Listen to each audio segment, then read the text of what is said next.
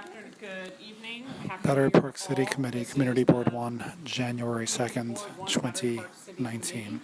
We know it's early in the year. We highly thank you for coming. I don't see anybody from Brookfield here. Did I miss anybody? Nick, did you get an update? Reaching the date I knew that was going to get. They reached out to me. They never did? Okay, so this is going to be a super quick update. Everybody knows that Saks Fifth Avenue is closed, or closing. It will be closed on the 5th, which I believe is Saturday. Today's two, so yeah. Yep. So Saks Fifth Avenue, at least the part that's over on Liberty and South End, will be closing. And Nick, can you comment on the new plan for that yet? I mean, Publicly? Speak for Brookfield, I can read, publicly what we understand. Saks Fifth Avenue, as we know, is vacating the space. Convene is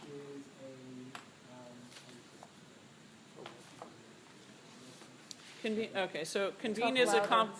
Convene. Yeah, come up. You can't, oh, okay. Okay, so we'd like Brookfield needs to come and present because Convene is a conference center. So a conference center with breakout space brings a different type of traffic into the neighborhood, and I'd like to hear particularly about their plans for that because it's taxi line, black cars, parking for people who are not taking mass transit, and as we well know, not everyone takes it in and out. We'd love to know the size of what the largest conference space is, the operating hours, if they're planning on serving alcohol or not, and things like that. It's important to the community to know, what's their load in, what's their load out. And Have they made arrangements for any of that? And they're talking about putting that in the first floor space? In the first floor space, it used to be public open space where the escalators go up. Yeah. So now the lobbies of both 200 and 225 Liberty will be far smaller and privatized. So there's no confirmation that I know of yet that Nick's been able to tell me about access to the escalators, but we do know that they are required, if I remember correctly, Nick, to have the passageway open between the two buildings, so when you cross the bridge, you should be able to go around to get there, whereas now you walk through, the edge around Saks. But again, it's worth noting that they should have the courtesy to come to the community and explain the plans, because it is a major change usage, and with that brings different aspects to the neighborhood. If they came and said, oh yeah, we're going to have the front end of it and build a special driveway on West Street, that brings a different set of thoughts. But for right now, we'd love to hear what they have to say. Okay. But before we go on, just some questions about it. And I guess it's a waste of time, but I want to, so this is 225, which is the Saks building. Yep. And 200 is what they're doing, what they came and presented last month or 2 months ago, what they're doing about building the restaurant and building that little cafe area and taking the space. Are those all done deals, and they are totally within their rights to do that? There's nothing the authority can do to say, no, let's think about it, or is there any? They were approved to take the public space at a board meeting. Of whose? Not our board meeting, the Theirs. authority's board meeting. Okay. Okay, hold on. Yeah, no, sorry, I'm sorry, I'm asking because I need to, I know, you're just, it's You know me, Wednesday. And I live to serve. And you're stuck because you're the one who's here. No, it's completely fine. So, I think it's think we painted. discussed this, but just so everyone has it again, or folks who are kind of just uninitiated. The Battery Park City Authority has a lot of kind of authority, not to use a pun, when it comes to exterior space, right? So, what was approved back, I want to say was September of 2017, I sent you guys an email a while back, I have to refer back to that. They approved, the board did, the usage of additional space inside Brookfield for retail, okay? But no specific designs or anything of that nature. Primarily because it's an interior space, and the authority doesn't have a ton of space about interior design. Doesn't have enough, What we can make sure that we guarantee, and I think I went through this with Lucian before the board meeting, right, is that, in all instances whatsoever, the pedestrian passage between 200 and 225, that will be preserved.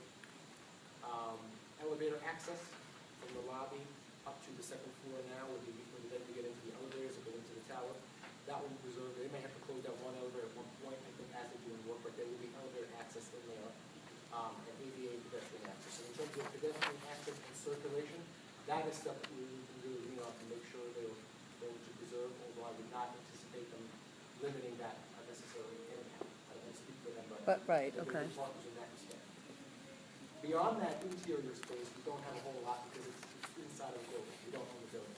Exterior, when it comes to like fenestration or signage or anything along those lines, that we would have a lot more say on, and we would actually have the ability to review and approve those designs. Again, that's for the exterior. The interior is not as much. The arcades, It Didn't, doesn't mean that we are, like, Sorry.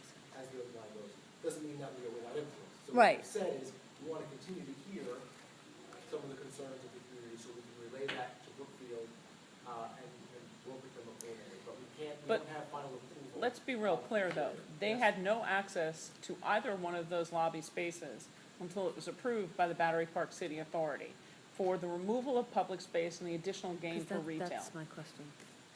It's not removal of public space, but it's addition, It's an additional retail right, and what we that said was in the formerly meeting public. Public space. was that the seats, the tables and chairs, I know that came in. Yeah, she's not, I'm ta- We talked about 200. I'm talking about square footage anyway, and I'm not talking about butts and chairs. 225, nothing's been approved yet. which is Well, good. but Let's- you had to have approved it for Saks, No, I, Yes, you You had to, because You Saks had is to. built. yes. because it was, For Saks to come in. Yes, Correct. for Saks to come in. you had to approve the change in the lobby for both 200 and 225, because it was an additional retail space that they were gathering. They were taking, Saks. removal of public space to be turned into private and retail. That's what the board approved. Saks, that, if you're saying it, I'm not doubting you, it's probably well beyond what I was there, doesn't mean, I just wanna make sure, I'm not prepared to speak on that. Well, I guess what Some additional research what I would like, intelligently on. what I would like to have you speak to, if you, I mean, not, and if you can't do it today, that's fine, but I'd like to know how much public space there is now, and what guarantees there have been, or Square footage. square footage wise, and what was it before, what is it now, what is the plan, and what can we do as a community board and a community to say, enough taking our public space, according to contract that you have with Brookfield. I mean, there may be nothing we can do, and we just have to make a fuss and do it like I did with the stairs, which is fine, but I just want to know what's out there in the world to say, hey, listen, Battery Park City Authority, can you tell Brookfield, which is a private entity in their private space, that they've got a commitment to provide community access and community public space? They've already taken away our marina. They've already, I mean, these were all things in their public, I know, they've done a lot of things, though. Come on, they have. The right. marina is there. It was there 5 years ago, it was there 3 years ago, last year, it'll be there next year. No marina was taken away. Let's be fair about what we're talking about. We need to be Okay, so fair to fair, square to square. Yeah, Okay, square let's footage. talk square footage. Square footage. And in normal New York City land, if you're gonna get a floor area bonus that was not originally allotted, taken out of, and not granted as of right, there's usually a community, it comes back through either ULURP or it comes back to the community for some kind of a ruling. Even everything for the public, the POPs on Water Street. We don't have that mechanism set up here, right? We have you. Yeah. Sorry, Or Nick, you but as yeah. the BPCA. So what we're asking is an understanding of square footage, public square footage taken that has been turned to retail for 200 and 225, and to understand what that does.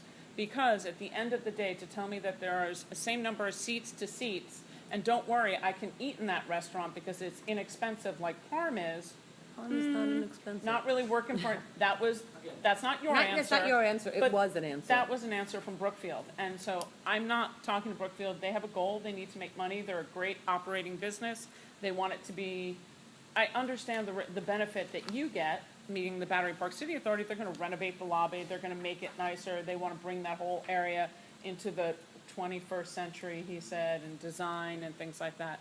But what's the community getting out of this other than years of aggravation for construction and everything else? Right? What have they done to mitigate the extra cars and the plans? What are they putting into place to accommodate? Because I think if we have those conversations early, it's a better conversation. 100%. Brookfield is surprisingly and disappointingly not here, but I know. they're going to have to answer those questions. Great. So we'll Yeah, we'll no, go so from thank there you, to Nick. someplace happier. And Yeah. let's talk about our user counts. All right. Woo! Oh, sorry, go ahead. Worst case, Yes. if the next place, Convene, goes belly up like Saks did, and Brookfield's Plan C becomes just board the space up and keep it closed for as far into the future as anybody could see, is there a plan in a drawer to take the space back and make it public again? Somebody's gotta pay for I that. don't know. I don't know what the conclusion would be in that case, or what the rules are around the space and what we have access to, what we don't, but I can check. Okay, just curious. I mean, it's not a bad question. Thank you. Mary Ann? So I have a question about access and crossing over. Some of us who go from the south end to the north end and vice versa, in bad weather, will go into a Brookfield building and stay indoors for quite a distance till we get out of the far end. So, will there always be an escalator available to get up and in, or in and up, and then across? Like you say, the bridge will be open, but how do we reach the bridge if both of these rotundas are under renovation, taken over? So my understanding is that at all times there's supposed to be access from the ground level up to the second level where you would then have the sky bridge, whatever it is, where you Okay, connect, yeah. that connects to 200, 225, and then also the walk that connects out into Liberty Park. That's supposed to be, that access is supposed to be maintained at all points. But at Because some they're not- point, I don't think they're gonna be working on the entire lobby at once, right? Yeah, but at some point they're taking down that's there, Yes. and then they have to build a new. They need to maintain access, pedestrian So access, I wonder how they're gonna circulation do it. out back. Okay. All right, that's. But as we always have been. more in terms of design and construction schedule for Brookfield, we'll be looking at it, you guys will be looking at it, we'll make sure that Let's move on. Thank you. works. Okay, let's move on to fun stuff in our user counts Okay. and how our parks are being used. Let's roll. Thank you. We didn't, We Abby? just found out that the projector is not yet functioning, and I'm wondering if maybe we could, We can move on to the 311 Spots? yep, we could Is do there- 311 thank you so integration. Absolutely. I don't need the projector for that too. I I mean, can give the little preamp. no, but we can do it also without the projector if you prefer. Lucian, update? Sorry, I was just trying to see if it was just too bright to see And it. that's the but- conclusion of our, no. Yeah, right. Woo! What'd she say? They're gonna call somebody down, I pushed all the buttons, I think that, are right. Nick, can you look at the podium, is there any, magic, is there any buttons like this inside the podium by the computer? Power button? Plugged Well, in? there's a light on the projector, it's just not, the lamp is not On, yeah. pushing an image out. Let's see. Yeah, I wish the AV on button was 1,000 times. I called somebody now. Okay. Well, maybe we could give it one wait, and then we'll go up and do it without, or with, whichever. I actually think I need it for the 311 integration because we've got that to share. Oh, Oh, something, Oh, we like, pressed everybody. yeah. All right, so something happened. It was late. Good. Yeah. all right, so let's see what we can get going. Tease us.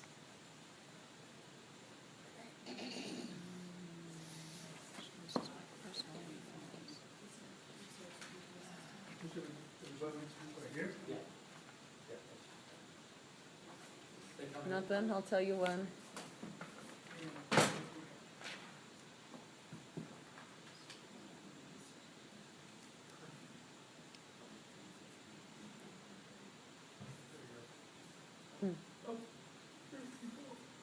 Oh, hi. Okay.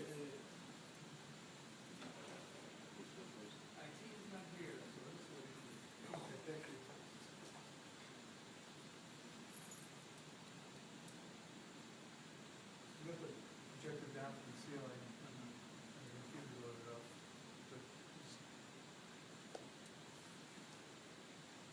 Oh, there we go, something's happening, You volume. got a little image of something, that's volume.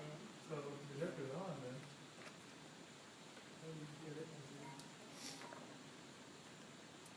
Bless you, bless you. Now, we'll tell you, you know we will.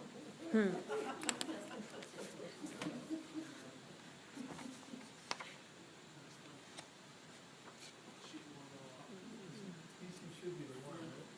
Well, that is something. Oh, sorry, do it again. He was having video input for a second now. Right? We have it from screen here.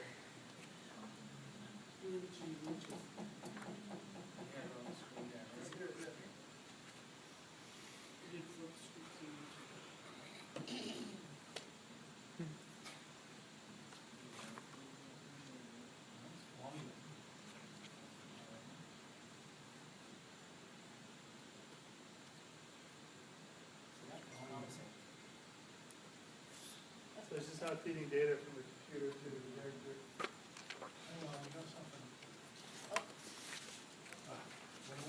Vivitek, Vivitek. Looks like it's restarting.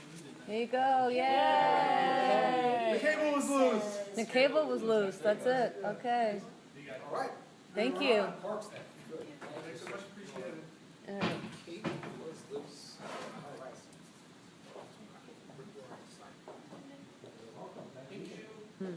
Thank you so much. You're welcome. Okay, it's all yours. Mission, you want to put the lights a little bit low? Now, do you mind turning the lights down a little? I'm gonna turn them down a little bit. Thank you. Good Uh-oh, evening, no. everyone. Thank you for this opportunity. My colleague Michelle Ronda, Professor Michelle Ronda from Borough of Manhattan Community College, and I, Abby Ehrlich, from the Battery Park City Authority, Community Partnerships and Public Art, are here to talk to you a little bit about a project that you likely know about, but we're pleased to give you a brief summary. In very early 2017, we had a conversation, BJ Jones and I, and he said, you know, we need to find out who's not coming to the parks. It was as simple a thought as that expanded into something that proved to be about a one-year study and 2,000 people and some results that we hope you'll find interesting. We did call it the park's user count and study because counting people is as important as doing a more in-depth study, which is what we started. It's the beginning of an in-depth study. When you work with sociologists and social scientists, it can be an ongoing investigation, and certainly in a city like this. Okay, good. Everything's always changing. Besides figuring out who isn't here in Battery Park City Parks, we had a number of detailed questions, but we needed to find somebody who would help us do the study. And so, after looking at a number of possibilities, including commercial groups that usually do this kind of thing more with an eye to marketing and expansion, we just wanted to know what was happening now, and we came upon the Borough of Manhattan Community College. The reasons were, among them, that they like to find opportunities to use the city as a classroom. Their students come from all over the city, as I'm sure you know. Their students have fresh eyes. Many of them, the majority of them, we learned, had not been to Battery Park City Parks. We also were really pleased to find a group that would be managed very carefully, academically, with a lot of planning and a lot of forethought, by sociologists such as Michelle Ronda. And I'll let Michelle walk us through some of the more interesting details. Thank you. So, I know how to work this. So my colleague Robin could not be here, but she and I worked on this together. You've already seen the video, I don't want to spend time on that. So, in essence, we had some guiding purposes when we did our project, right? We wanted to know, based on Battery Park City Authority's concerns, how many people use the parks and open spaces and when, do they use them? So we did a systematic count of users. Who uses the parks and open spaces and why? So we surveyed, randomly selected people to survey out in the public open spaces. And then we also gathered data from people who declined to participate because we made contact with them and we didn't want to lose the opportunity to find out something about them. And then we had a group of people who wanted to participate, but because we use a random methodology, you can't simply volunteer to do a survey. So we created an opportunity to do focus groups, which also allowed us to gather a little more in-depth data from people and to find out their opinions. So we had 3 instruments, the recording of counts of people by location. We divided the place up into 12 locations, mainly to accommodate the ease of gathering data, but also based on what we knew about how people use the space. The contact surveys, which is when people declined, and then the user survey, which varied. Some people spent 5 minutes with our research assistants. Some people spent 15 to 20 minutes when they had a lot to say. So it was exciting for our research assistants. We analyzed census data also about Battery Park City, and we looked at a comparison of North and South. I saw that Nick brought you the executive summary, but our larger report is 130 pages and it's available online. And in there we have an in-depth analysis of a comparison of North and South Battery Park City residents, which is kind of an interesting study. But we didn't bring that because we didn't want to print a 130-page report to give out. So we hired and trained 43 research assistants from July 2017 to May 2018. 5 of them were summer interns from BPCA, 9 were students in my colleague Robin's courses. The remaining 29 were CUNY students, most of them BMCC students or alums. They were trained in our methodology, the use of the instruments to collect data. They also learned how to enter data using a statistical package for the social sciences. That may not seem like a big deal to you, but from our perspective, giving community college students an opportunity like that is absolutely remarkable, and we're grateful that we were able to give them those skills. So we gathered 334 counts over this period of time, almost 550 user surveys, and made contact with 2,800 park visitors who were also potential survey participants. I'm going to use the term visitors, but it's not to the exclusion of residents. It includes residents. You can be a non-resident visitor, a resident visitor, right, to the public spaces. When I say parks, also I mean public spaces. And a parks visitor could be a parks user. So it's not about whether you lived here or not. We wanted to capture whoever was out there in public space, and when we surveyed people, we found out, are you a resident or not a resident? So those were our measures, and then our findings. Over 500,000 people visit the public spaces of Battery Park City each year. Our counts came up with 468,000 people in public space over that year's time, but when we complemented those numbers by adding employees of local businesses, visitors to community institutions, we came up with about 690,000 users served by the public spaces each year. If you include visitors from the data on the ball fields, then you can easily get up to over 1 million people a year coming to the spaces of Battery Park City. In terms of the users of the public space, we talked to 45% residents, 36%, 45% non-residents, 36% residents. Regular visitors who work in the space, 16%, and people who identified themselves as commuters, 6% of the people we encountered. We also wanted to get a sense of the average use of public space by location. So these were our 12 identified locations, and as you can see, Rockefeller Park was the most populated area that we found, followed by North Cove, the area right by the ferry, and then Rector Park remains a secret hideaway, right? A very special, peaceful place, but regular users nonetheless, right? Largely, we found people who live close by take advantage of that space. So 853 was the high in terms of our average user on any given day over the course of 3 seasons in Rockefeller. and 37 people in Rector Park on an average day. Say it again? MJH is Museum of Jewish Heritage Plazas, street side and park side. Yeah, people outside. Did you have a question? Yeah, I was wondering, users, do you mean visitors, or is it like Yeah, people yeah, who so actually use the park? I mean, Visitors, visitors slash users, so the way we would do it is that we would count people more than once in a 10-minute period. So we would count people who were passing us or who were sitting down, right?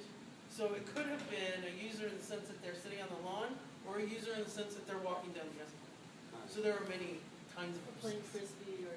Right, all of the above. Count that scene, one of the 12 areas, 10, you said about 10 minutes? So in a 10-minute period, we would count, and then we would wait. And then we would count again for 10 minutes, and we would wait. Because we wanted to make sure that we would be able to average up to the hour, how many people over the course of an hour are in this. Did you have another question? 25% of the people we encountered had come to Battery Park City for the first time. It's kind of impressive. A quarter of the people that we spoke with were visiting for the very first time. And almost half come from the New York City metro area. So not just surrounding communities, right? But come from the 5 boroughs and even a little further out, right? Some people from Westchester, a little further out. From Jersey, of course. 22% within walking distance, and 31% beyond the New York City metro area. And that includes people who were international visitors, right? Lots of people from France, lots of people from Germany we encountered. The user frequency, the park user frequency, 4 out of 10 people we surveyed use the spaces daily. So 40% of the people who are there every single day. And we found it was more common, of course, for people who live in Battery Park City. Almost 70%, 7 out of 10 people come every day and come outside and take advantage of this great opportunity. 32% of non-residents are visiting every day. Observations about the people that we encountered. So this included people who refused to talk to us because we wanted to take advantage of this opportunity. So of the people that we encountered, of the almost 3,000 people we encountered, 6 out of 10 of them were in a group. So it's a very social environment in Battery Park City. Certainly people come to reflect on their own, but by and large the people we encountered had come with a group of people. 3 out of 10 people, almost 3 out of 10 people were the dog.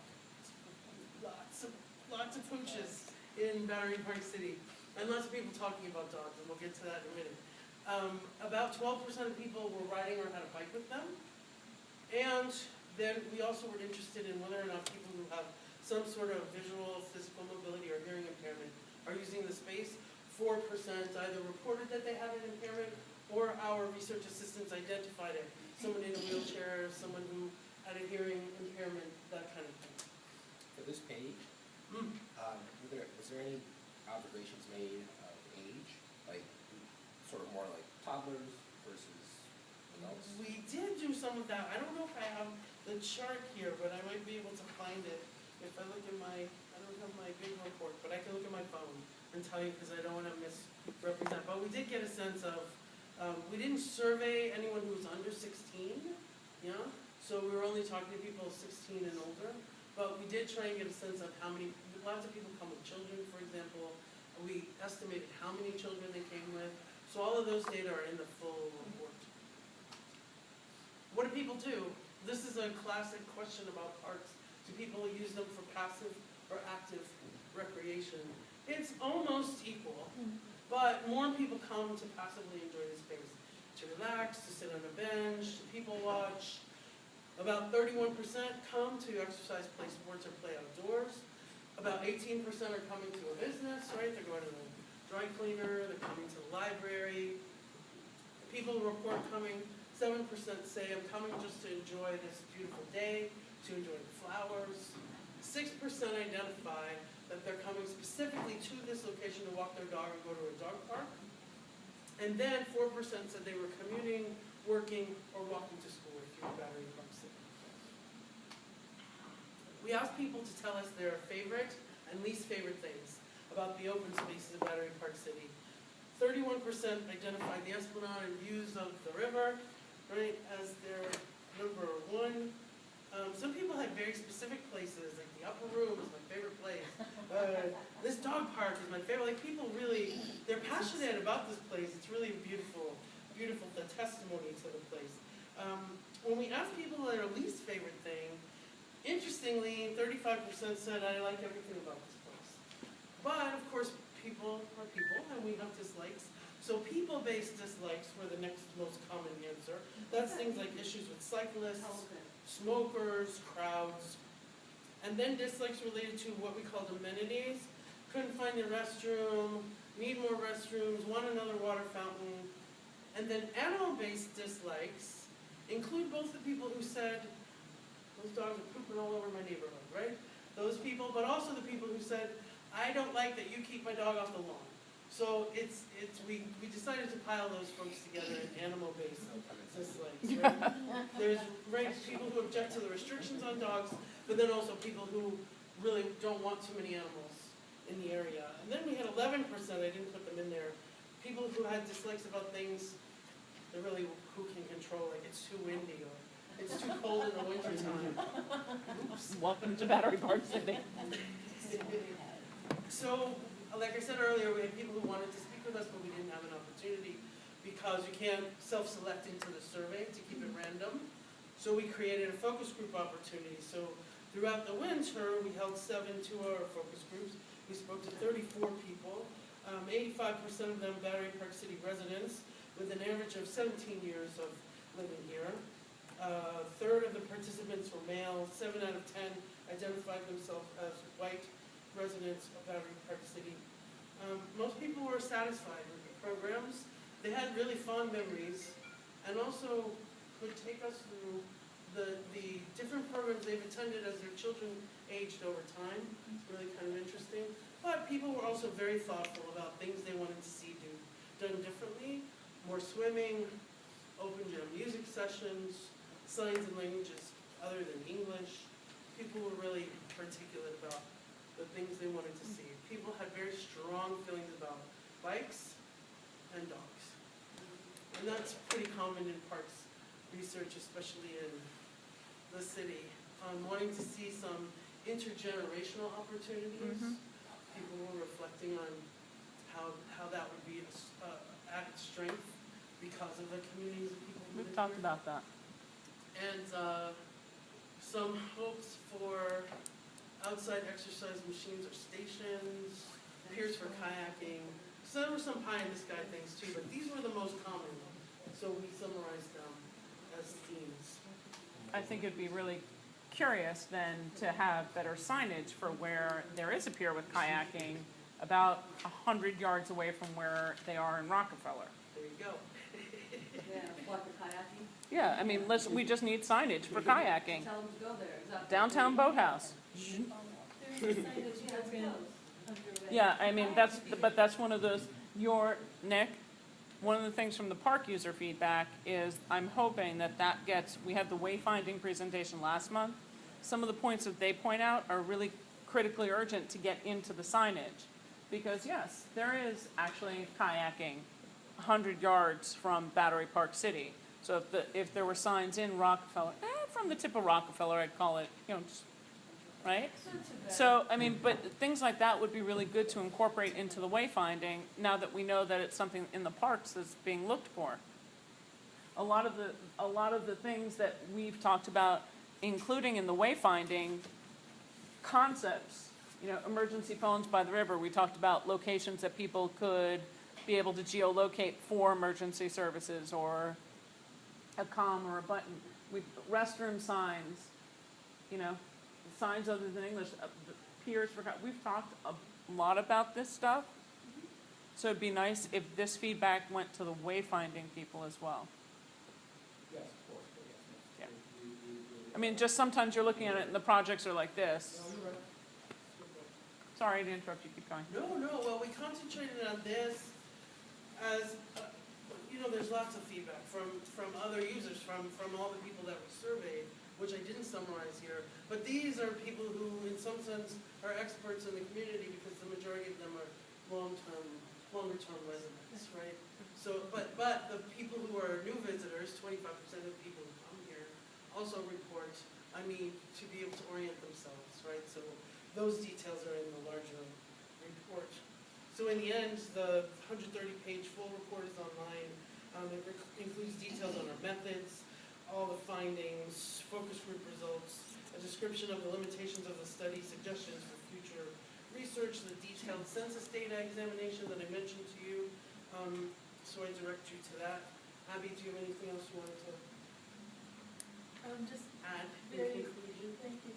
Just very briefly, Dr. Bill Kornblum, who's emeritus at CUNY Research Foundation, helped us envision the whole study and was one of Michelle's professors. And he worked on a really well-read study of Central Park. The last one was done in 2011. In Central Park, as you can envision, because it's very primary and almost sole purpose is as a park and not multi-use like ours, has, very specific, very visible points of egress. So you could literally have people with clipboards standing there, same as the High Line does. Here it's a completely different animal because it's several animals, being a residence, being a place of business, as well as parks, and as well as a commuter hub. So those were some challenges that I thought were dealt with grace and sensitivity, and future studies would replicate that if we do any more and go more in depth. Usually at this point, someone will ask me, what are you going to do with these results? Does anybody want to ask? That was gonna be my first question, so you might as well answer it. Okay. The way we intend to use this study, and we've already begun to, is to take the data that we have, which is now more concrete, and continue to strive for a balance that's thoughtful and responsible and keeps relevant to two areas. One is our stakeholders, and our stakeholders are made up by our residents, and then the people who come here several times a week, let's say 5 days a week for school or jobs. That's a large population. The people who visit here regularly, we have people who've been coming to some of our adult art classes, for example, for 18 years. So they'll come a couple times a week. So there's this kind of stakeholders that have various textures, and then there's the first-time visitors, which include first-time visitors who sort of understand New York, but are, really surprised by Battery Park City and come here for something like a festival or a concert or just a day to try a new park, and also the first-time visitors who are from far away. So that's the balance we have to always keep striving for, and I think that so far the results are more happy than not with our stakeholders, our primary stakeholders, and that matters deeply to us, and to continue to listen to them and to proactively ask. And also we want to always be welcoming. As an important location in New York City, we want to be welcoming to people who haven't come yet. Make sure that when they come, they can find the amenities easily, can enjoy them easily, that the majority of our programs are free and without reservations. That matters a lot to people, we've heard through the years. And to just keep relevant and fresh as our city continues to change. So that's where we're headed. Perfect. Let's open it up to questions from the committee first. None. Great. The public, go ahead. Sorry, I got a goal tonight.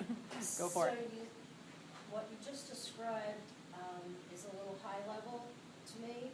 How about what next in terms of planning, or who's talking to who, or are your park programming people starting to dig into this to see if Yes. there are ideas here for other programming, like Yes, the concrete? yeah, thank you. My DNA, which is a expression that BJ uses a lot, is in parks programming. I worked with Craig for 12 or 13 years, and I was head of programming for about 15, 16. So we work very closely together. So for example, when we think about people who reach out to us from the community, I'll use as an example Knickerbocker, the musical group. And and that they are interested in collaborating on a piece that's about Native American culture, and are looking for a place to have this concert. And could it be at the Museum of Jewish Heritage? These are the kind of collaborations we'd like to coordinate and encourage and nurture, and then that they be advertised and free to everyone. Those sorts of things. Other specific examples would be that we're just trying to keep, we span the lifespan here. And in programming, we used to say that we would like to create a situation where people can grow up through our programming. So we went so far as to have prenatal yoga. And we have programs for people that are ageless and timeless. And we try to do them at the right times of day and evening when people can come, whether they're working or just come here for the summer, or have other, obligations elsewhere. So we try to keep in mind the very complicated lives of New Yorkers. And from there on, the details sort of fill themselves in as we listen to our constituency. I hope that's specific enough. I guess I would just say that Battery Park City Seniors, I saw a few things there Yes. related to older people. Yes, And we would be happy to work with you on Yes. making some of that concrete. absolutely.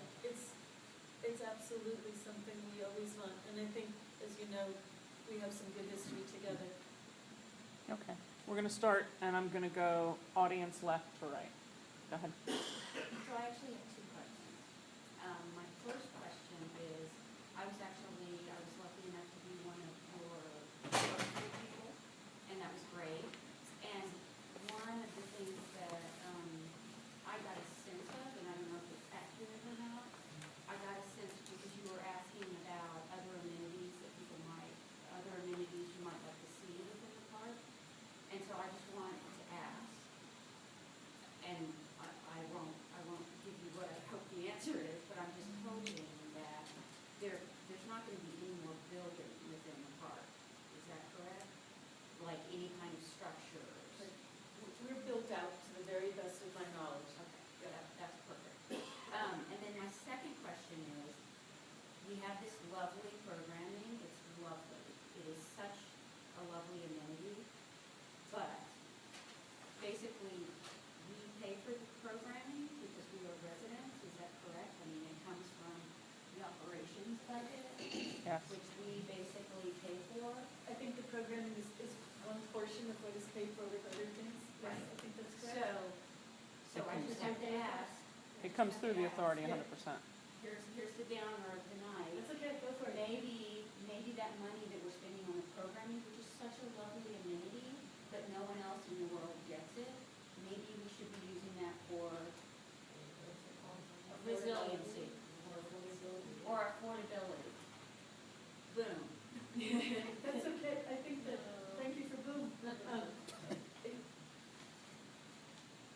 don't think you asked me for an answer, but do you want a little thought? Yes, of course, of course. I think that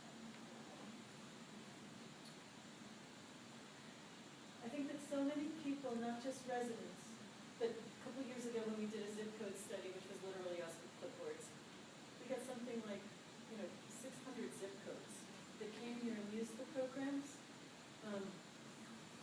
And first of all, I didn't know there were that many zip codes. But second of all, I thought,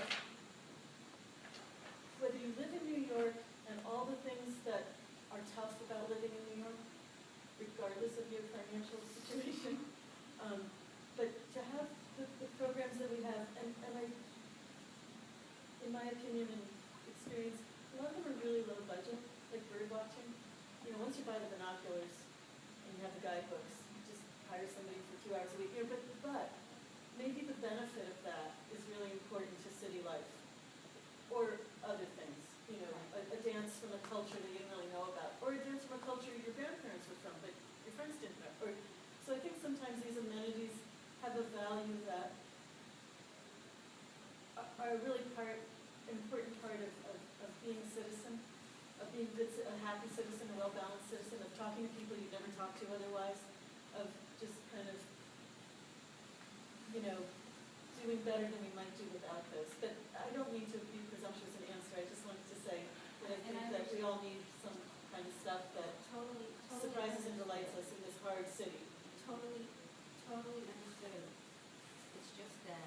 understand your We're in a concerns are totally- very concrete. Yeah, Yeah. and we're in a totally Yeah. different Yeah. environment than anybody else Yeah. in New York City. Yeah. And so we have these lovely, lovely, amazing programs, but yet we are very directly paying for them. So I don't care that 600 people, 600 zip codes are coming in, you know, I just want to make sure that my home doesn't get underwater Right. during the next storm. It's my That's sense that that is being really responsibly dealt with. I wouldn't say Let's- that I mean it. there are ways that we can have another discussion on that, Yeah. specifically with the BPCA and particularly if it's 600 zip codes outside of Battery Park City Authority, if there's fee-based programming for that part, et cetera, so. Graham? As the guy who runs the kayaking program, I just want to comment that I get a lot of complaints from the community board that they can't go kayaking because it's too damn popular. So if you put more signs up, it'll be more popular. The community knows where it is. And what we're doing is being overwhelmed with tourists Yeah. from more than 100 countries last year. We're at Pier 26. Yeah. Right, you know where we are. Great program. You know where we are. I've never kayaked there though. What's it mean? Tourists don't know where we are, so direct them to Brooklyn. I'm okay with that too. But I mean, this is, any dense urban environment, success is failure. I mean, if you live next to the Yeah. High Line, Right. you know how horrible it is to live next to this wonderful, successful park, right? And you've got the same dilemma down here, you're in a tourist zone. How you manage those tourists to not impact the community is a challenge. Yeah. But, you know, putting a sign up for the kayaking will actually take the kayaking away from the community. Food for thought, right? And that's already happening, and I already get these complaints from you people all the time. But we can blame you now, so that's fine. Not yet, not yet. Well, the other comment is that the desire for swimming and kayaking is really a response, I think, to heat. And though you talked about global sea level rise, heat is in our future. And parks and urban spaces have to be designed for the kind of chronic heat waves that are coming. And so as you think about the future, like we noticed last year, we had a reduction in usage, and we have, by the way, you should get usage by day and correlated to temperature. And what we found in the gruesome hot days of last August, We actually do that. yeah, well, nobody came in our case. And if people were coming to different parks by the uncertain heat days, it's really important, because we don't want to have this city turn into Houston where nobody goes outside for 6 months of the year. So how do you design, and you know, the swimming and the kayaking is really a request for an outdoor activity on a hot day that is still tolerable. So, by the way, give me a beach and I can solve all your problems, right? But that's just my comments. Carl? Abby, I'm wondering, were there any results that surprised you from this? Any results I didn't hear? That surprised you? Well, I guess,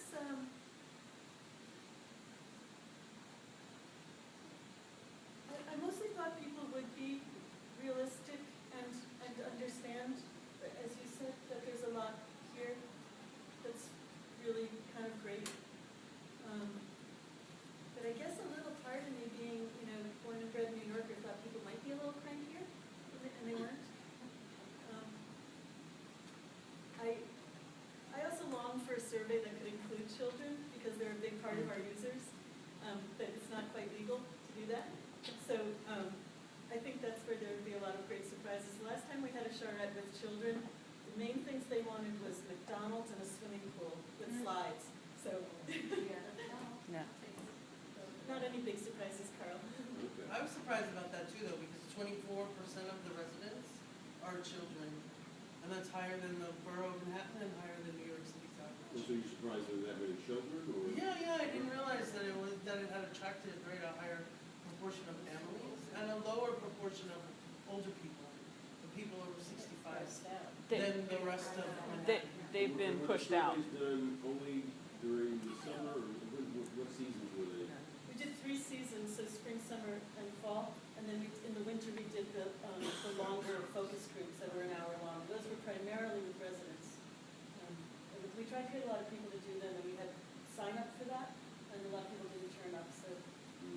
weather. Some of these other things you can control.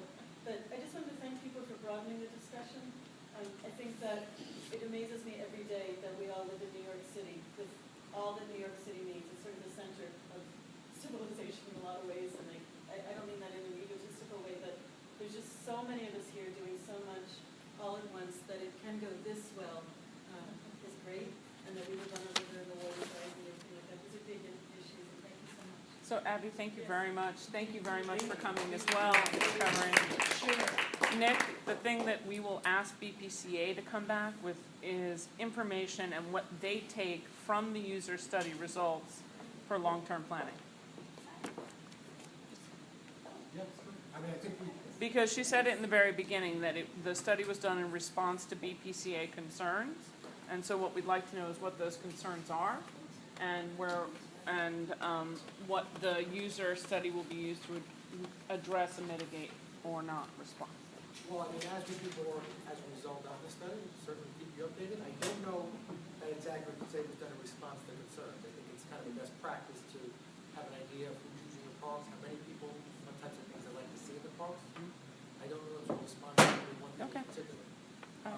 But yes, certainly. All right, before you're up, we're gonna have Lucian start off the discussion on 311 Oh, good. and how that works. You're definitely gonna be a part of it, but I'm gonna have Lucian go through the data. We are gonna do a resolution on it this month, because we're hoping that 2019 is the year of definable data for Battery Park City. Hello, everyone. Happy New Year. Happy New Year, Lucian. Happy New Year. And then after you're done, before we all leave, I have 3 announcements, because I remember when I see you, that the liquor license committee meets and there's 2 Battery Park City things on So why do you think of liquor when you see him? there. Because he has to adjudicate all the application stuff, that's why. I see lots of liquor licenses. So, greetings. I think this is going to be a very fruitful discussion because not only do I have a lot of experience with open data, but Nick is an alum of Do It. So he really, truly understands the workings behind the open data portal and all this. So I think that there's a lot of progress that we'll be able to make in 2019.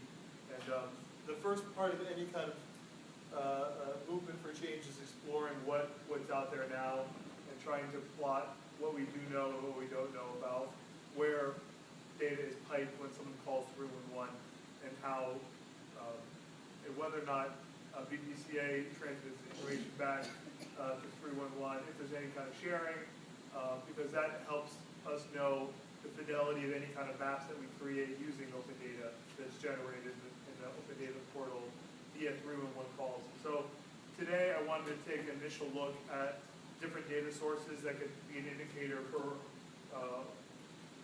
what sorts of data is being referred to BPCA, if any, by 311 operators when they receive a call. And one data set that I found had 17 million data points in it. So just the time it took me to go through the data dictionary, find a couple of different results that I wanted to filter for, I got it down to 13 million.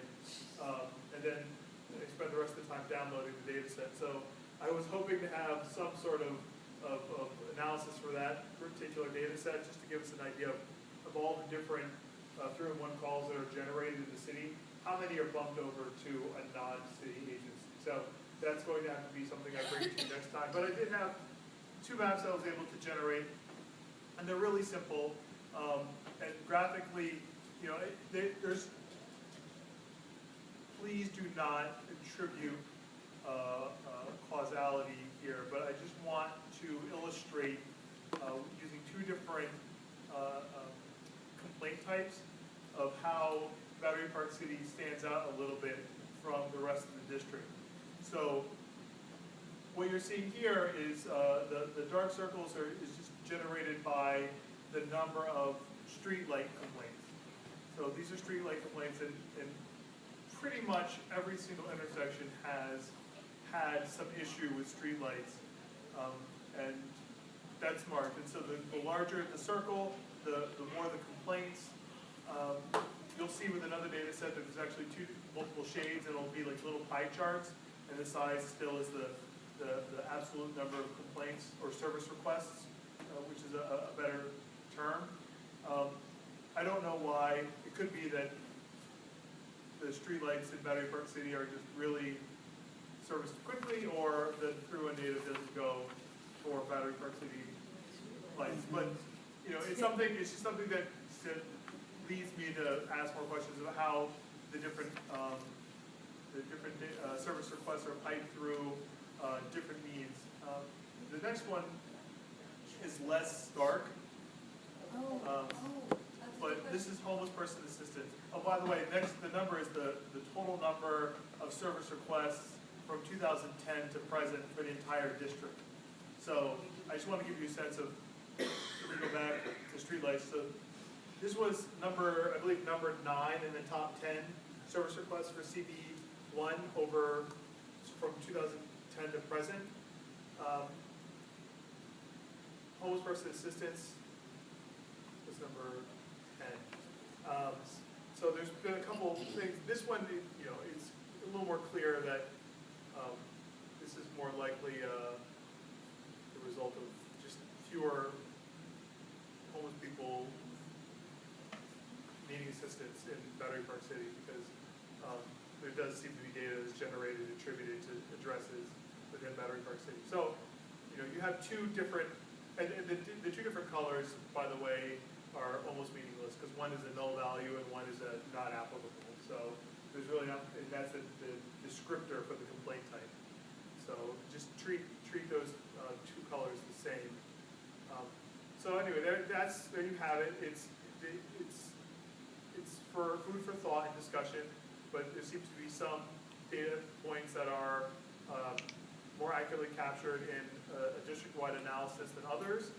And HPD seemed to be mapping okay. By the way, 399 Chambers has some serious issues. There's hundreds of complaints for different features: hot water, sinks, basins, heat, for 399 Chambers, which was really surprising compared to all the neighboring buildings. 400 is an apartment building. Yeah. It's next to Stuyvesant, I believe. It's just on the end. It's a very tall building. That's my building. There's 41 River Terrace on the very next to Stuyvesant. Whatever's mapped as 399 Chambers has. Is that Stuyvesant? Maybe. That could be Stuyvesant itself. It could be Stuyvesant itself. So maybe the students just crank calling through and one about. No, not crank calling, I wouldn't say. So, but here, So yeah, it could be, but these are all complaints that are sent to HBD. So housing. 399 Chambers, I think, could be also BMCC. No, it's better. No? It's all. It's the south side of the street, above the pediatrician's office. Wow. So, Yeah, streetlights. so one of the other things that we presented, and we, It is? yeah, Is it a dorm? There's 199 Chambers. 399. no, 399. I'm sorry. It's 199. All right. So let's talk about the data points, because that's what we're really looking at. The other data points that we had shown a couple months ago was when we were looking at the noise complaints in relation to the ferries and how much noise and things like that. And you could see that there were incredible noise complaints, which is one of the few things that 311 accepts from Battery Park City, are noise complaints. Now, if you are in the middle of the park, they actually don't take a noise complaint. They will take it as generated from the boats, they take it as generated from the pier, but they don't take it from, they'll take it if it's from Brookfield, but they don't take it from the parks necessarily, right? Why? Because they say that has to be referred to the Battery Park City Authority. So there's a lot of things that we can't actually take a look and pull data on because we don't actually have the ability. And there's no place so far on the Battery Park City Authority website to either A, file a complaint, B, track a complaint, or C, Patrick gives these fantastic reports. There's no pie charts listed on the website that shows what's going on for the community to be able to look and say, gee, you know what, every April, there seem to have been 25 complaints on the third week. What's going on the third week? There's actually no trackable data. So while we talk about quality of life issues, some seem big, some seem small, the devil is in the details of the data. So if we had the opportunity that 311 logged complaints for Battery Park City, accepted the complaint, and even if they forwarded it to the agency, we could at least then be able to track and say, wow, you know what? People have complained about this specific, in the north, I'll say, street light. Because some of the street lights in the north are only controlled by the Battery Park City Authority, others are city, depending on the street that it's on. But you have no trackable data for anything that 311 now says, oops, sorry, and refers it straight back over. We've had people call and come back to the Battery Park City Committee complaining that that is a hole of information. So what we're looking at, where are you going, Lucian? It is 41. Is the alternative address? It's also known as. That's the vanity address, 41 River Terrace. Yeah, The ba- it's yeah. Rebecca Point. That's so funny, Mason. Yeah. So this just gives you like, sorry, just to. Yeah, perfect. This is the kind of data that's super helpful, and to have this sort of data for the park is, yeah. Right. So what we're looking at is to find ways to have trackable data. Because 11 of us can sit on the community board, an entire room can be filled, but if it's only based on 5 complaints in the, 50,000 people who live here, those are complaints to be listened to, but it has to be measured and weighed. So we want to take a look at finding out where the hot spots are and where they aren't. And Patrick's reports are great, but it doesn't actually give us a lot of tracking and things like that. Yeah, and also conversely, when people do make it through and complain about a park or 2 parks, how does park share back to BPCA? Right. So that they're getting the information. So, there's a couple different complaints here that it's unclear how the response, injured wildlife, so maybe a ranger came, but. We don't have any rangers in Battery Park City anymore. Or So, they may have so how dispatched. would that get resolved, right? Because I can honestly tell you, if you call Allied Ambassadors, they don't do wildlife removal, nor do they say, we'll take care of it. No, they don't. And somebody gave me No, I think that's. I know called. that Because personally, there was an issue and Pat was on the phone with the Animal Care Control or some such. I remember Pat and I were on the phone about this because there was a bird that was injured. So we actually got down to the level where we were calling people directly. But how did it get to the 2 of you? Was it somebody who called Pat or you directly?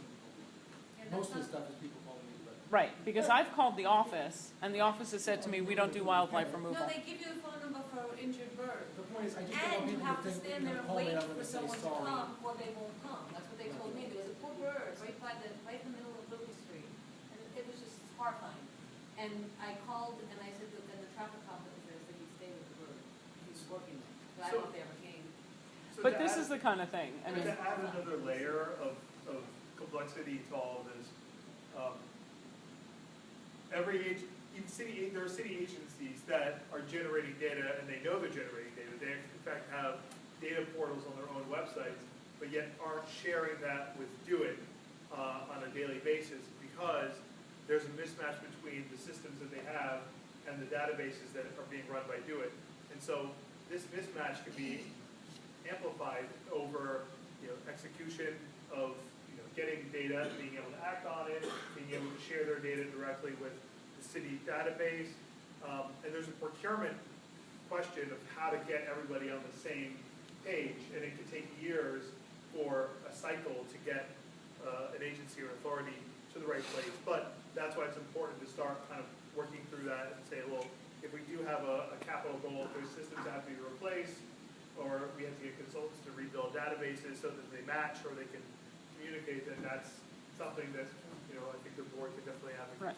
And so what we also know is that on the Roosevelt Island Operating Corp., which is also a state-run authority, there are ways that you can pull data from there. You can look at security reports for the last month.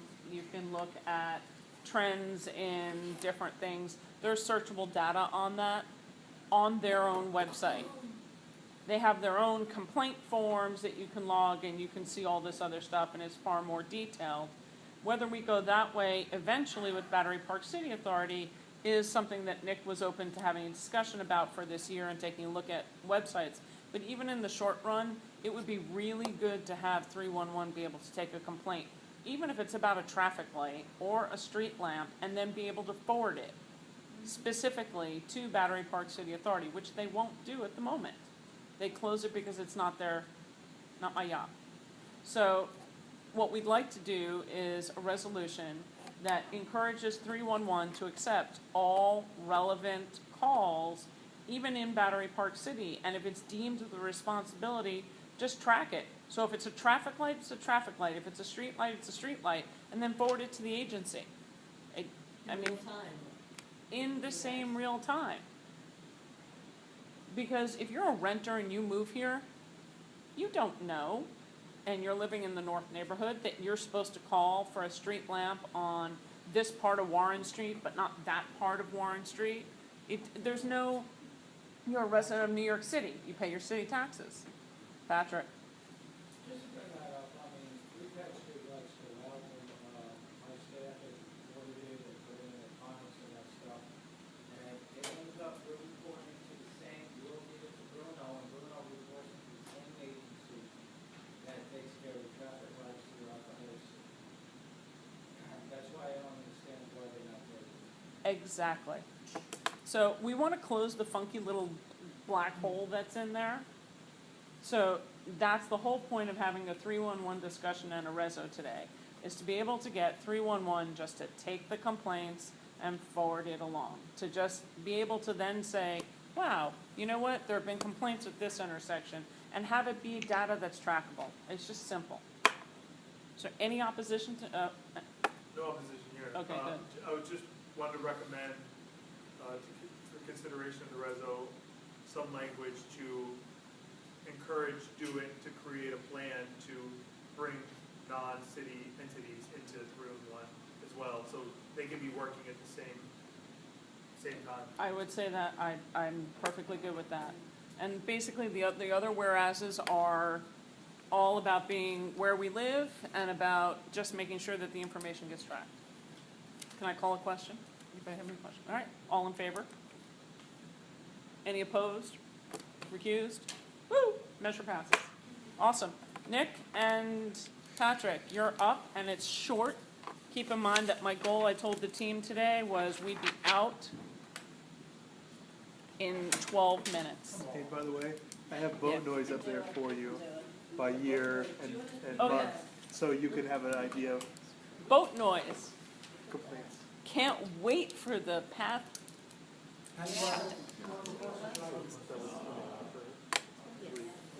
And Pat, in the short term, until we get 311 fixed, I'm officially requesting by half a CV, those lovely presentations that you have, you can send them to CB1 and post them online. Please. I know you're not posting. You were in favor, right? Were you in favor of the? Well, I just, and Pat's report in there as well, so it's one. Perfect. Yep.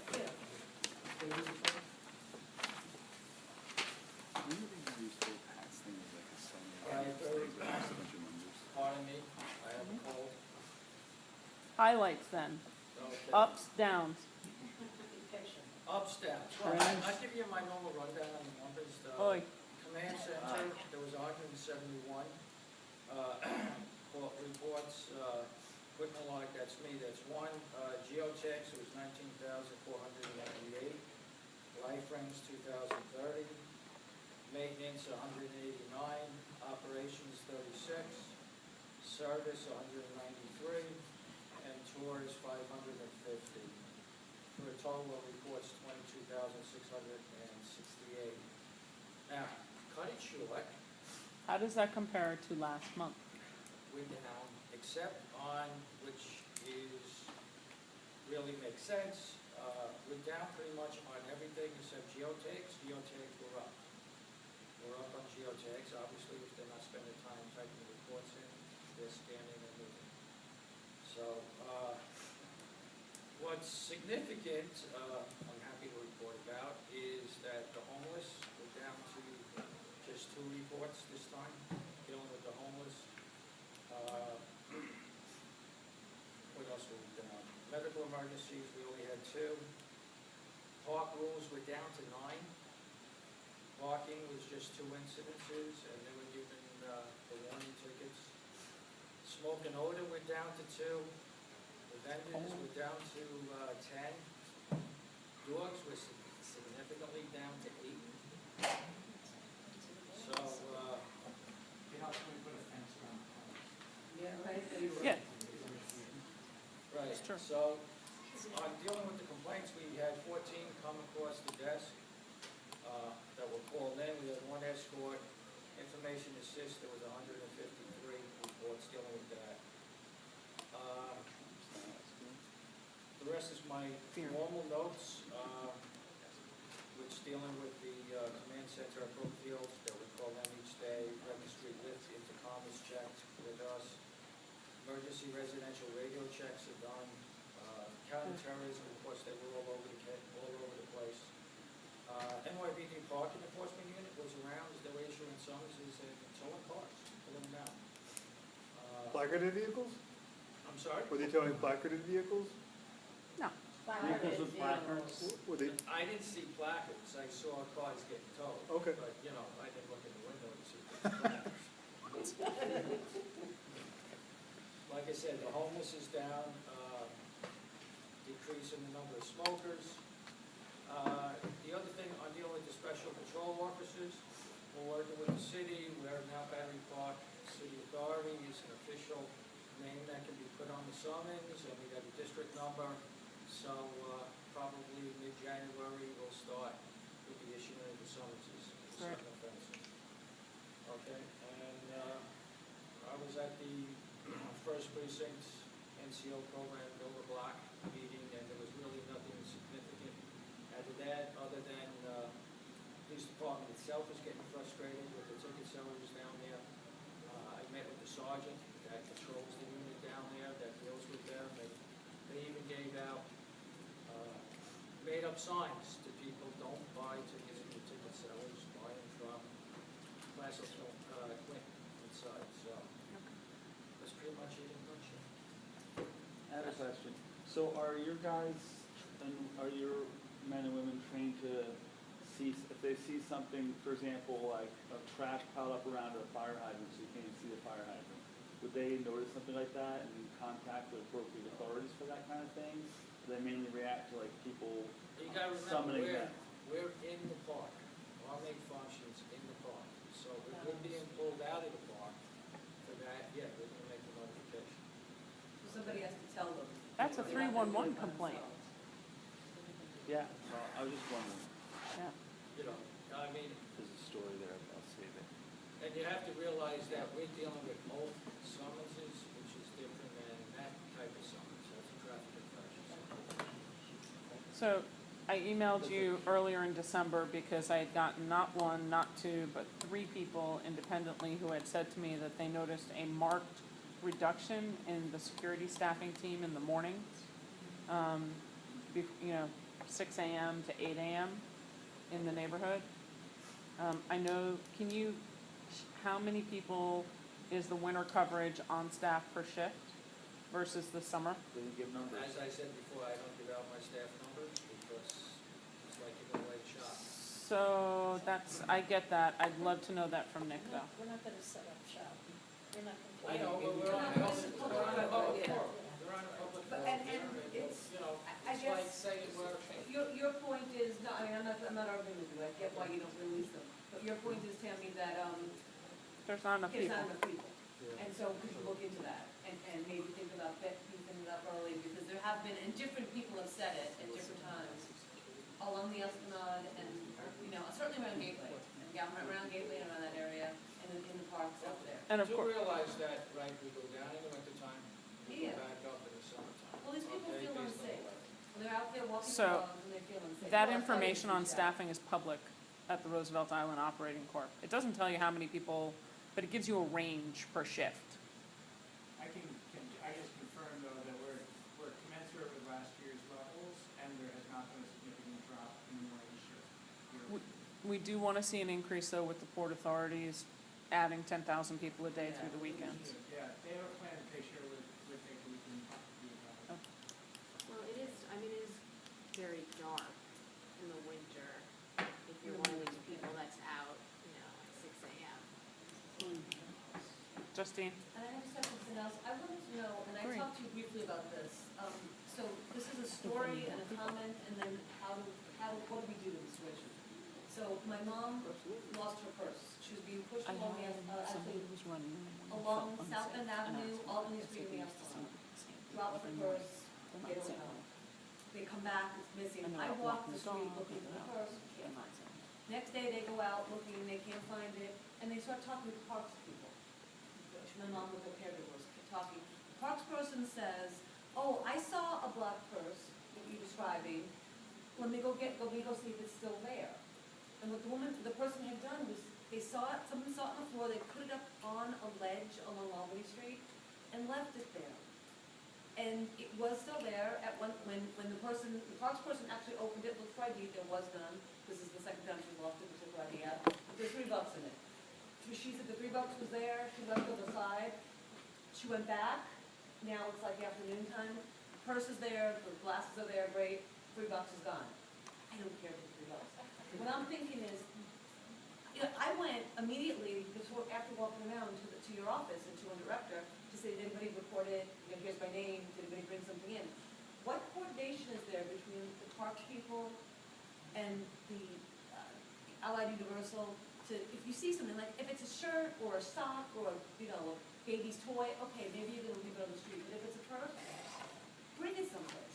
Or bring it, and where do you bring it? So, and if it is, let's have that as public information as to where to go, because it's really you guys. When they call us.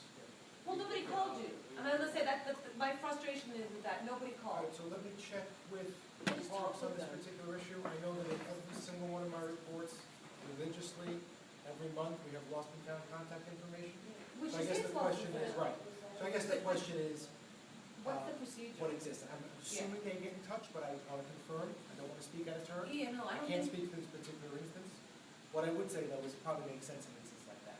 There are probably instances though where maybe it doesn't. If you're at the Rockefeller Park House and you left something, or you have to Or leave, give you it have to also leave a to Park license to House. rent out a basketball, let's say. Yeah. And you leave for the day and you forget. leave I it don't there. know that it makes sense for the park staff to chase down Pat and say, here's a Agreed, license. and we because forgot. because the you person know who where you rented left then come it. back. Right, so. But if it's a lost item Fair and you enough. see it just unattended, that's not supposed to be there, all I'm saying is there should be a procedure. I don't want to call anybody out. Right, no, I will say my mom and her caregiver were so happy, and they thought I was gonna be so appreciative of the park person finding it, and I was. Except I was like, how'd you leave it there for? That building should be So closed. that's, She got that, but that's she got that, and it's fine, and this is not a complaint, this is We'll a thing about what a park and make procedure sure would that be. the coordination is what we expect. Because there's things that would make sense for, and as you said, there's things that doesn't make sense for. And if it's a piece of clothing or a toy, no, you really can't. Thank you for all that stuff. That probably works. And the ball field is the ball field. I know you do.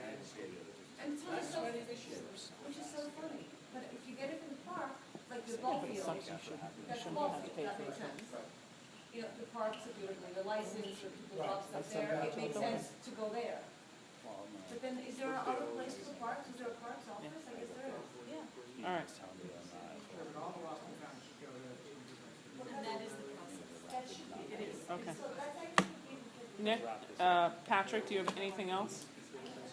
So, Save Your Voice, when we come next month, what I'd love to hear is stats compared to February of last year and last month. So we can just kind of take a look at it, especially if you can separate out weekends to weekdays, knowing going forward with the pass station changes. All right? I mean, the only thing I could say is that the homeless are a lot more aggressive than before.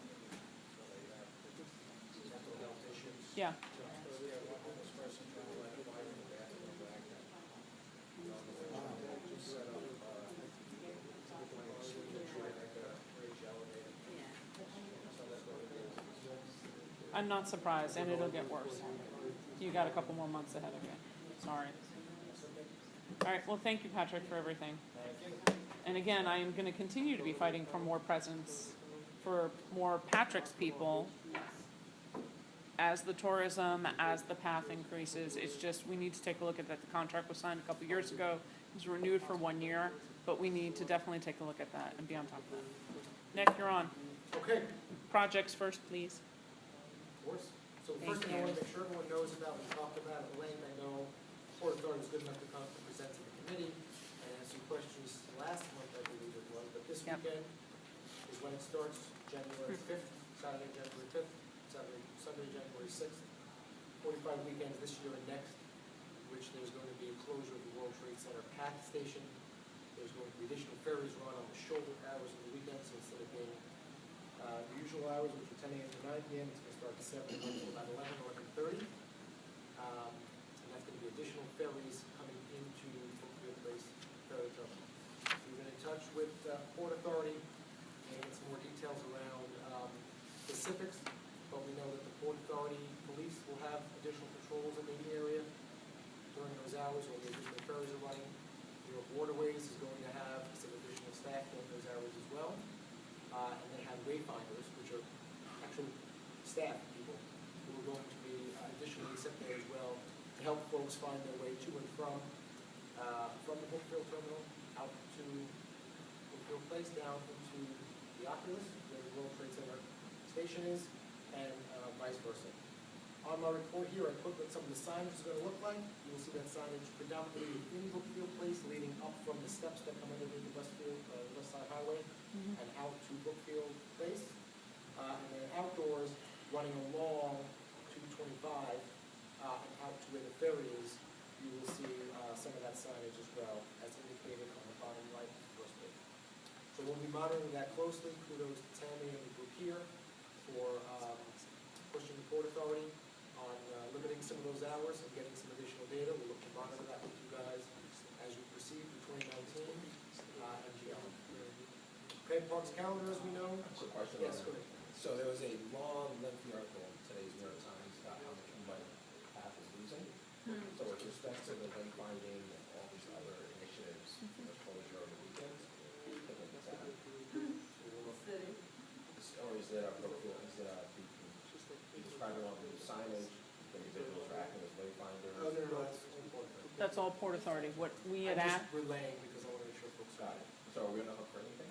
And by we, I mean residents, by virtue of not for this. the only thing we would be on the hook for, which we have asked for, is additional security as needed based on what the weekends look like. Because Allied or Port Authority security? no, I first asked Port Authority.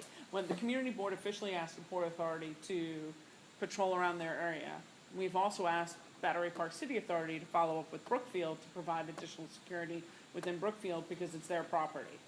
The ideal goal would be that we don't need it as Allied as much, except to have Allied be a little bit more vigilant in their tour routes down and around the residential park areas and the north, but they don't patrol, unfortunately, the commercial zone, which means anything in Goldman Alley from VC Street to Liberty, if I have my zone correct, west to Water, is not Allied. So therefore, Allied doesn't take effect unless the drunk person's wandered out of 225 Liberty onto South End Avenue, or crossed on VC Street over to in front of the hotel. So that really means that Brookfield, Goldman, and the port should be providing security. And when you say should, Should. They have said, we will take it under advisement. The Port Authority has said they'll have extra people there by their space, which is at the marina, and so does Waterways at the marina. So then it's up to Brookfield to be able to secure their own zones. Yeah, that's exactly where we're at. Which then brings up the one thing that we haven't discussed here, but it is on the liquor license committee. Regal Cinemas has now applied for a liquor license. So if anybody has concerns or feedback, you need to go to the licensing committee meeting because they have now applied for a liquor license, which is new to the community. My building's the closest one to it. People come to me at various schools. You don't contact me or who specifically to talk to if there's a problem in real time. Nick. Well, No, You could- honestly, it's in real time. If it's 9 o'clock at night, you need to call the police if it's a dangerous situation, or you need to call Allied to respond if it's around your building specifically, because you're surrounded by parkland, so Allied covers your building.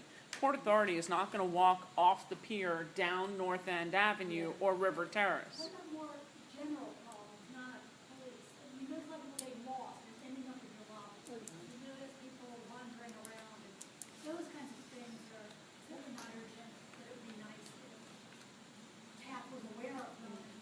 I'd say write the community board Yeah. with a copy to the BPCA, because more signage and more people around Brookfield need to be had in Port Authority. We can't push on our own, we need the partnership of the Battery Park City Authority and Brookfield to help us. Principally- Let me get better generally, though, you can always just, you can copy that stuff anyway, doesn't mean I want to answer it at 9 o'clock at night, I want to get it, it just means I might not be able to respond immediately because I'm not on site, but get it to us, at the very least, we'll get it to the right place, but you can always put Tammy and Lucian on that as well. You know, one complaint either way, I don't know how much of a case it makes, but as these things aggregate, we'll be able to go back and say, hey, here are some of the impacts we're seeing as a result of this change, and let's put some additional measures in place to address it, I think that's the way we want to. Yeah, I think CB1, specifically me, I'll be working with Nick to liaise with the Port Authority's intergov people, and we're going to look at any kind of systemic issue that emerges around this massive change in ridership patterns. So it's So gonna, the two of you would be the contacts I give people. Yep. I asked the people from Port Authority when he was here last time. They're gonna talk to Natalie about, maybe talk to the Coast Guard about the horns, because I know that's gonna be another issue with the lives. Because there's more boats, that means a lot more noise when the horn is in the Coast Guard regulators. Justine, to wind this last bit down, and then let's let Nick finish so we can all go home. Yeah, no, so I was gonna say for the authority and for us, actually, the CB1, what about contacting the management of the buildings along there, the residential buildings along there, to let them know, that they should be aware of this, but if they don't, let's talk with them about it, and then have their doormen and have the people that are there, have access or be prepared to have information when the people miss the boat, they're drunk, they're angry, where are they gonna go, they don't know where to go, giving them information. You know what, as a building manager, they need to be cognizant of what's going on They do. but- outside their building. They do, but I think it might be nice if there's something Well, that we I can mean, do. it's that- important, Yeah, and many of you, I think, if not all of you, are on my patented Dear Battery Park City Partners and Friends blast emails Yes. that go out periodically. and that goes to We'll all be the getting one of building those before the managers. end of the week, Yep. just reminding people again about this forthcoming change. Full Yeah. links to the Port Authority, some of the signage. Because And it's not recall, gonna be the people who live here who are the problem, it's gonna be the people who need to get home to Jersey who for are the first drunk time, and and once they pissed get the off. hang of it, they'll know, and then Exactly. the next person who doesn't know will. I think that after the first, 3 months, it's not gonna be a big problem, but I think you're gonna have a lot of issues this weekend. Great, okay. it was in the Times today, so hopefully the building management are reading the Times at least. Great. Exactly. All right, Nick, hit it. Okay, so very briefly, we covered that, I know that's a hot topic, we'll be monitoring that closely, and thank you for the work and cooperation there. Tree collection is underway, obviously, for used holiday and Christmas trees, so leave them curbside, please, from now until the end of the month. Okay, at the end of January? January 26th, I think, is the hard date, it's in the calendar, but roughly. Could you ask the buildings to, when you send out your notice, specifically target building management to post those notices? Sure. That would be great, because People I, need to know. I think what they do is certain buildings, I know for sure, have internal kind of. Yeah, building email and systems stuff, or yeah, they buildings. do. if you, They're all the same, yeah. if you can ask them to specifically target that information, that would be great. So, tree collection, obviously, we know, we have the winter calendar, obviously, all of the highlights here, most of them are reprinted in addition to the press release that went out. I want to draw your attention to the new community center calendar for winter 2019, classes for the gym, the pool, and the dance studio, and the classes that are going on. Obviously, the one thing I would point out, this is as a result directly of feedback we've gotten. You will note that one of the new events we have in the winter calendar this year is, top of page 5, it's snow time. So sometimes what we get when it snows is Saturday, hey Nick, it would be great if you could open up one of the lawns so kids can sled. We now have that as a set kind of item. So snows, keep posted to the social channels. Follow us on Twitter, Facebook, Instagram, etc., the blog as well. We're letting folks know what lawns are going to be open up for purposes of sledding and general snow hiking. So that's Awesome. out there as well. And we have the calendar. Thank and you. we have some additional things coming up. The board meeting schedule for 2019 is out. That's at the bottom of page 8. Okay? 12 months, 12 meetings, subject to change, obviously. And the next open community meeting is probably going to be early February, February 5th. That's been the date for a while. Still subject to change, but I think that's what we're looking to do. Can you put the, okay, Go ahead. is that the night before ours? Yes. If it's a Tuesday, it would be, yeah. Same thing as last time as well. There's a big problem with that date. We Nope. stick around changing it, but I Okay. think in October we did the same thing. We did the Yeah. Tuesday and then the Wednesday night. Mm-hmm. Questions? We have some Nope. follow-ons, I know. So if anyone has any feedback on Regal Cinemas, please go to the licensing committee or send an email to CB1 if you have any thoughts or concerns on that. Send it to me specifically. Yeah. And we'd like to encourage Brookfield to come back and talk to us, as we well know. And keep in mind that in March, we invited, at the end, March or April, Port Authority will come back to us and have another dialogue, and we'll look at ridership and community usage and things like that. Otherwise, thank you, everybody. Have a wonderful night. Happy New Year, and looking forward to a good 2019. Thank you again. Let's see if I can get this to you right now. Do you have an iPhone? Yeah. Hit me. I actually have it left on everyone, so